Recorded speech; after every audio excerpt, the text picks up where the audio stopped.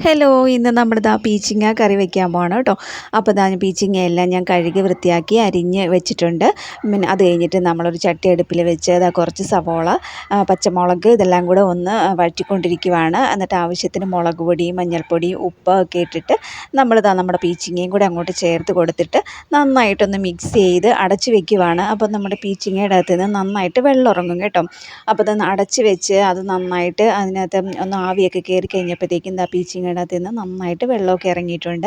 ഇനി നമ്മൾ അതിനകത്തോട്ട് കുറച്ച് തേങ്ങാപ്പാലും കൂടെ ഒഴിച്ച് കൊടുക്കുവാണ്. ഇനി ആ തേങ്ങാപ്പാലും കൂടെ ഒഴിച്ച് കൊടുത്ത് നന്നായിട്ട് മിക്സ് ചെയ്ത് പാകത്തിന് ഉപ്പൊക്കെ ഇട്ട് അടച്ച് വെച്ച് കൊടുത്താൽ മതി. ഇനി നമ്മുടെ ആവശ്യത്തിന് ഗ്രേവിയൊക്കെ ആകുമ്പോഴത്തേക്കും നമുക്ക് ഓഫ് ചെയ്യാം. അപ്പോൾ പീച്ചിങ്ങയൊക്കെ ആകുമ്പോൾ പെട്ടെന്ന് വേകുകയും ചെയ്തോളും. ഇനി നമുക്ക് കുറച്ച് മീൻകറിയും കൂടെ വെക്കാനുണ്ട് കേട്ടോ.